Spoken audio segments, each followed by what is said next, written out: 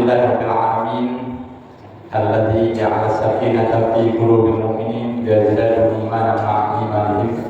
Asyhadu an la ilaha illallah wahdahu la syarika lah wa asyhadu anna Muhammadan abduhu wa rasuluh. Qala Allah ta'ala fi kitabihil karim, a'udzu billahi minasy syaithanir rajim. Bismillahirrahmanirrahim. Qad nara taqalluba wajhika fis sama' falanwalliyannaka qiblatan tardhaha fawalli wajhaka syatral masjidil haram fawalli wajhaka syatral masjidil haram wa haitsu kuntum fawallu wujuhakum syatrah innal ladzina amanu ya'lamuna annahu haqqun min rabbihim wallahu bighafilin amma ya'malun. Shadaqallahul azim. Hadirin hadirat jamaah Masjid Bustanul Qalbi yang dirahmati oleh Allah Subhanahu wa taala. Apa kabar semuanya? Baik. Ibu-ibu sehat Bu ya? Alhamdulillah. Ibu-ibu ini banyak di belakang itu sudah imam Bu ya? Alhamdulillah. Jadi Bapak Ibu yang dimuliakan Allah Subhanahu wa taala, kita bersyukur kepada Allah Subhanahu wa taala. Alhamdulillah, khususnya di daerah kita di Kibang ini aman baik. Yang katanya istilahnya di pinggir jalan itu yang macam-macamnya katanya. Mudah-mudahan itu hikmahnya jalan jahat. Hikmahnya jalan jahat biasanya jalan tol. Jalan tol mustaqim. Jalan tol, jalannya mantol. Kalau jalan jahat itu biasanya penjahat itu jalan. Apalagi jalan buntu kan. Penjahat misalnya melarikan motor, dia pikir-pikir dulu sama jalan jahat. Ya yang lain baik. Salah satu hikmahnya mana? Tapi kita berharap jangan lebih jahat terus lah. Siapa kira-kira pacak ini nih, pacak nyampe ke pucuk terus. Lah tahu mereka kan, jalan gitu lah tahu, terutama jalan banyak truk lewat itu penyebabnya ya, banyak tronton dan sebagainya. Ya, tapi tetap kita bersyukur dalam keadaan senang, bersyukur dalam keadaan susah, bersyukur dalam keadaan berkecukupan, bersyukur dalam keadaan berkekurangan, juga bersyukur pada Allah Subhanahu wa taala. Ini adalah ujian, teman-teman. Ujian dari Allah. Kehidupan ini adalah ujian. Kehidupan ini adalah ujian. Tidak terkecuali senang, susah, bahagia, kaya, miskin, itu semuanya ujian. Tinggal kita menghadapi ujian ini, kata Rasulullah, menakjubkan urusan orang-orang yang beriman. Orang yang beriman itu bagi Allah menakjubkan urusan orang-orang yang beriman. Kenapa? Apabila mereka diberi kenikmatan, maka mereka bersyukur. Alhamdulillah. Dikasih makan, jangan lupa doa. Kasih minum, jangan lupa bismillah dulu. Itu tanda kita bersyukur pada Allah. Jadi menakjubkan urusan orang yang beriman apabila dia diberikan nikmat, dia bersyukur. Dan apabila dia diuji dengan kesusahan, diuji dengan kesengsaraan, ujian yang musibah, dia pun bersabar. Jadi dapat nikmat bersyukur, dapat musibah dia bersabar. Dan dua-duanya kata Allah, dua-duanya itu adalah pahala kalau. Jadi bersyukur pahala, bersabar pahala, dan dua-duanya adalah urusan yang menakjubkan di mata Allah. Bersyukur itu Allah salut, bahasa itu salut. Nah, kalau dia bersabar dia bersalut, maka kata Allah, wabashshiri sabirin, berilah kabar gembira bagi orang-orang yang sabar. Innallaha ma'as sabirin, sesungguhnya Allah itu bersama orang-orang yang sabar. Di sini ada nama sabirin. Ada. Sesungguhnya Allah bersama orang-orang yang sabar. Subur itu makmur kan? Ya, sesungguhnya kata Allah bersama orang-orang yang sabar. Alladzina idza asabatuhum musibah qalu inna lillahi wa inna ilaihi raji'un. Yang apabila mereka ditimpa musibah, mereka dari lubuk hati yang paling dalam mereka mengucapkan inna lillahi, sesungguhnya kami berasal dari Allah, wa inna ilaihi, dan sesungguhnya kami akan kembali kepadanya, wa inna ilaihi raji'un. Jadi ucapan alhamdulillah itu baik, ucapan inna lillahi itu baik. Itu. Jadi zakat yang sia-sia urusan kita nih. Kalau kita jalani dengan sabar dan syukur, zakat yang sia-sia. Zakat yang ini bagian sial, sial anak dekati Bapak Ibu. Pokoknya kalau kita ada musibah sabar, dapat kenikmatan syukur. Bagi orang yang beriman itu zakat hal yang sia-sia. Dengan kondisi apapun akan mendatangkan pahala baginya. Itu tahu-tahunya ada apa, ada ini, ada itu. Pokoknya kalau kita tahu cara menyikapinya akan menjadikan itu nilai ibadah di sisi Allah Subhanahu wa taala. Nah, kadang-kadang kita ini tahunya sukses, tahunya uang berhasil itu ketika dia dipandang oleh manusia, dia kaya, dia pejabat, kemudian jadi dihormati dan sebagainya. Oleh manusia dihormati. Tapi kan kita tidak tahu di mata Allah apakah dia termasuk orang sukses, apakah Allah menghormatinya atau tidak. Karena Allah itu melihat seorang itu kan dari takwanya. Inna akramakum indallahi atqakum. Sesungguhnya orang yang paling mulia di mata Allah itu adalah yang paling bertakwa. Nah, orang yang paling takwa ini yang tahunya hanya Allah. Kita terhadap diri kita dewek, kita masih belum tahu apakah kita ini termasuk orang yang lebih bertakwa dibandingkan orang lain, gitu ya. Maka kata Allah, sesungguhnya yang paling mulia di antara kamu itu yang paling bertakwa di antara kamu. Nah, mungkin kita bisa memandang takwa kita sendiri, tetapi dibandingkan orang lain, nampaknya orang tidak bertakwa, tapi ternyata dia sholat tahajud di malam hari. Nampaknya orang itu pakai biasa-biasa saja. Kemudian kerjaannya bukan kerjaan yang tempat-tempat yang bagus, tapi dia sholat duha, dia rajin baca Quran, setiap perjalanan zikir, dia menghindari maksiat, dia tidak korupsi, dia tidak sogok menyogok, dia tidak menyakiti hati orang. Itu luar biasa, Bapak. Jadi yang kita inginkan itu, kita itu mulia di mata Allah. Bagaimana kita itu menggapai hidup yang sebentar ini adalah mulia di mata Allah itu. Yang kita dapatkan ini mulia di mata Allah.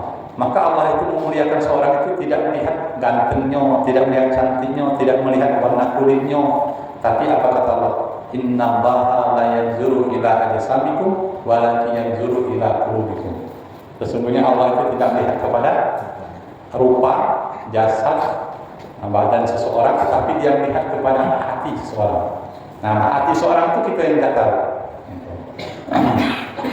Alhamdulillah Bapak Ibu. Kembali ke sholat ini, sholat ini adalah sarana Bapak Ibu. Sarana kita untuk berkomunikasi dengan Allah. Kita curhatkan dengan Allah. Walaupun nampak orang itu rajin sholat, khusus sholat, kita tidak tahu. Jangan-jangan dia ada setitik kesombongan dalam hatinya.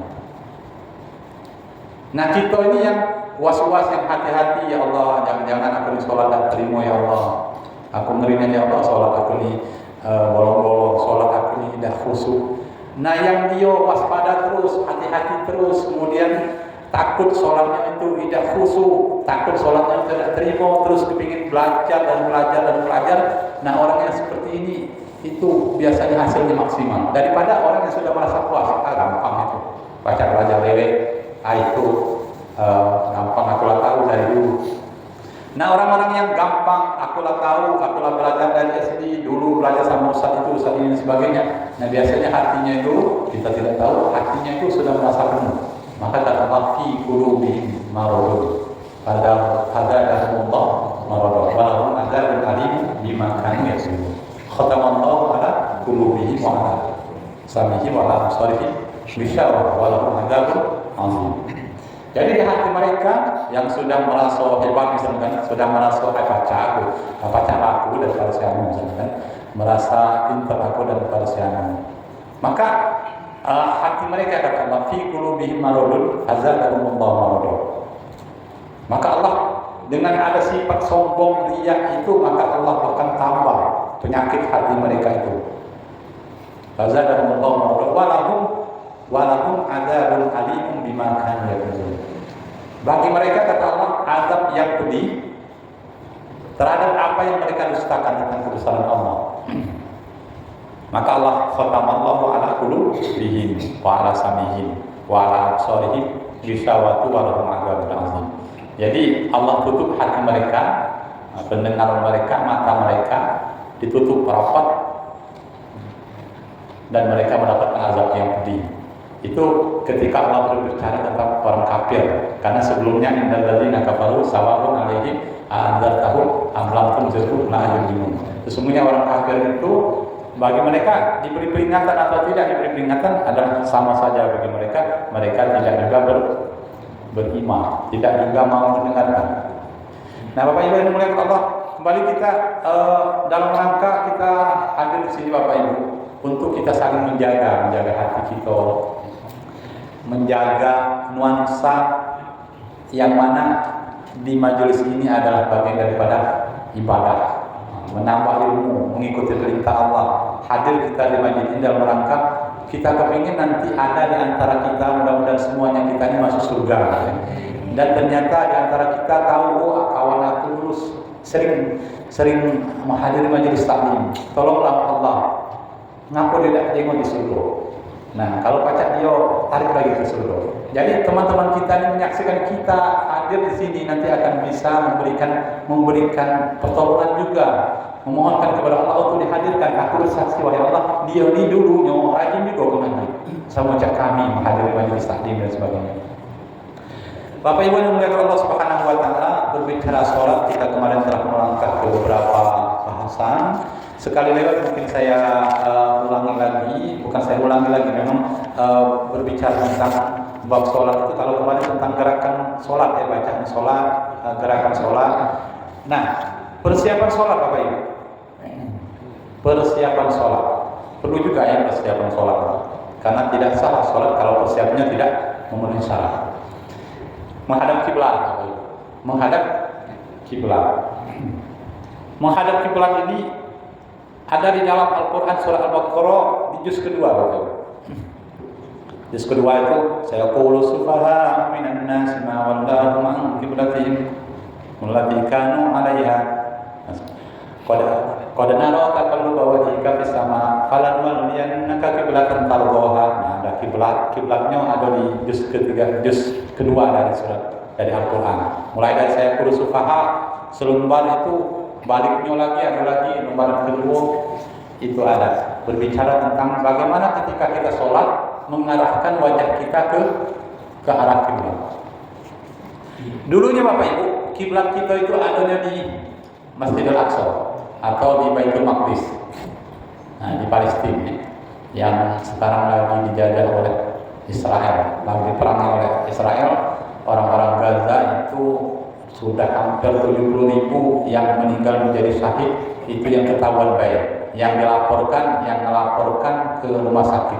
Tapi rumah sakitnya juga hampirlah hancur galau. Ternyata yang tidak ketahuan, yang dalam runtuhan, yang tidak kati nyatanya, kalau yang bagian nyatanya juga meninggal, itu diperkirakan 5 kali lipat dari yang tercatat. Jadi kalau yang tercatat 70 kali 5, berapa 7 kali 5? 35, berarti 350.000 lebih yang meninggal, belum yang cacat. Kemarin ada tim bantuan yang di dari Sulaiman datang ke Yordania. Yordania itu adalah perbatasan dengan Palestina, dengan jalur Gaza, yang antara Yordan dengan Gaza itu sudah dikuasai oleh Israel. Sudah, jadi tidak aktif lagi Gaza itu yang tidak dikelilingi oleh Israel. Jadi ibaratnya ini Gaza dan sudah dikepung oleh Israel. Jadi ketika Gaza itu diblokade oleh Israel, nah, mulai dari bisa bantuan makan, ada pacak kalau masuk, itu kelaparan terjadi di mana-mana. Jumlah penduduk Gaza itu 2 juta, 2 juta lebih. Itu di posisi Gaza, jalur Gaza. Tapi kalau di jalur barat itu yang Palestina di sebelahnya lagi, itu banyak. Jadi sekarang itu yang jalur Gaza yang dibom setiap hari. Bayangkan kalau itu sudah 70.000. Jadi sekitar 300 ribuan lebih yang meninggal. Itu yang ketahuan baik itu 70 ribuan. Nah mereka yang tidak tinggal tapi kena bom ini ada yang patah tangan. Ini kesaksian dari Sulaiman yang kemarin memberikan bantuan di Yordania, tempat pengungsian orang-orang Gaza, patah tangan, hilang kaki, kemudian cacat fisik, yang orang tuanya meninggal, bapaknya meninggal, ibunya meninggal, adiknya meninggal, terus batang kara cacat gitu. Itu yang sempat dibawa ke Yordan, yang dia terisolasi di Gaza itu luar biasa. Tidak tahu mana, Allah telah tahu cara bantunya.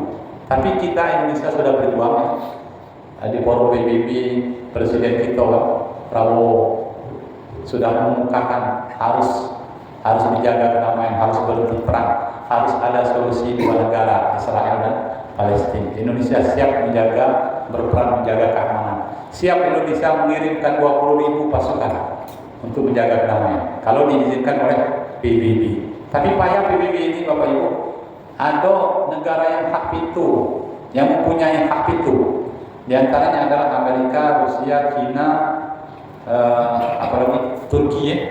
Nah, mereka ini punya hak itu. Walaupun sebanyak anggota PBB itu sepakatnya hak, tapi kalau yang punya hak itu ini 5 ini sepakat lebih, tidak jadi terlaksana Bapak. Makanya sudah 11 kali lebih itu, khusus Gaza Palestina ini. PBB kepingin hak, tapi Amerika kepingin B. PBB kepingin Gaza Palestina ini merdeka, gencatan senjata, tapi Amerika ini tidak menginginkan merdeka. Akhirnya ini terjadi sampai sekarang Bapak Ibu. Sampai sekarang Israel itu walaupun diserang, walaupun dimusuhi oleh banyak negara, karena dia berkawan dan ditolongi oleh Amerika ini, dia sudah melawan dia. Nah, hanya Allah yang tahu. Mudah-mudahan dalam waktu dekat Gaza dan Palestina ini bisa merdeka. Amin ya Allah ya Rabbal. Nah, Baitul Maqdis atau Masjidil Aqsa itu tempatnya Isra Mi'raj Nabi Muhammad, lewat daripada Masjidil Aqsa, dari Masjidil Haram ke Masjidil Aqsa. Subhanalladzi asra bi'amdihi lailan minal Masjidil Haram ila Masjidil Aqsa alladzi barakna haula linuriyahu min ayatina innahu huwas samiul basir. Jadi Rasulullah itu Isra diperjalankan oleh Allah dari Masjidil Haram ke Masjidil Aqsa. Kiblat pertama umat Islam adalah Masjidil Aqsa sebelum pindah ke Ka'bah, ke Masjidil Haram. Dulu para jemaah Bapak Ibu lagi sholat di Masjid Kuba. Mungkin kalau ada yang pernah haji, waktu saya haji tahun 2015, itu diajak itu kunjungan ke Masjid Kuba gitu. Ada Masjid Qisas ya. Masjid Qisas itu masjid ini, tapi di sampingnya ada tenda, ada sejenis panggung untuk orang menghukum qisas. Orang dulu dipancung, dibunuh juga. Orang yang mencuri dipotong tangan. Itu memang Masjid Qisas ada lokasi. Disaksikan oleh orang banyak setiap hari Jumat. Setelah sholat Jumat ada qisas. Kalau yang kebarangan ada yang dihukum gitu. Nah, diajak ke Masjid Qisas, diajak ke Masjid Kuba. Nah, saat di Masjid Kuba ibarat kita nih, sholat subuhnya masih ngadap ke Masjidil Aqsa. Nah, pas sholat isya-nya, sholat maghribnya, dapat kabar tadi Rasulullah menerima wahyu bahwa kiblat kita ini berubah dari Masjidil Aqsa ke Masjidil Haram, ke Ka'bah Al-Mukarramah. Maka kita sholat maghrib ini ngadapnya ke Ka'bah. Maka itu adalah kiblat kita. Nah, dari situ kejadian di Masjid Kubah itu sempat dalam satu hari, subuhnya ngadap ke Masjid Aqsa, maghrib isya-nya langsung ngadap ke Ka'bah. Itu terjadi perubahan. Jadi Masjid Aqsa ini adalah sejarahnya dulu pernah menjadi kiblatnya umat Islam. Dan mengunjungi sholat di Masjid Aqsa itu 500 kali lipat dibandingkan sholatnya di Masjid Bustanul Qalbi. Pahalanya. Kemudian kata Rasulullah, sholatnya di Masjid Nabawi 1000 kali lipat dibandingkan Masjid Bustanul Qalbi. Dan Masjidil Haram 100.000 kali lipat dibandingkan sholatnya di Masjid Agung Islam Center berada. Bukan. Jadi kalau kamu berhak punya waktu untuk mengunjungi, maka sempatkanlah yang engkau utamakan mengunjungi 3 masjid ini. tiga lokasi. Pertama Masjidil Aqsa, urutan yang kedua Masjid Nabawi, yang ketiga Masjidil Haram. Atau lebih utama yang lebih banyak pahalanya Masjid Haram, Masjid Haram, Nabawi dan Masjid Aqsa. Kalau Masjid Haram itu ada Ka'bah di dalamnya. Kalau kita masuk masjid, kalau di sini kita sholat tahiyat di masjid, kalau di Masjidil Haram ganti sholat tahiyat di masjid itu dengan tawaf mengelilingi Ka'bah. Kalau Masjid Nabawi itu di dalamnya ada Raudhah. Raudhah itu adalah tempat yang istilah Rasulullah bagian daripada taman-taman surga yang ada di dunia. Dan Raudhah itu adalah tempat mustajabnya doa.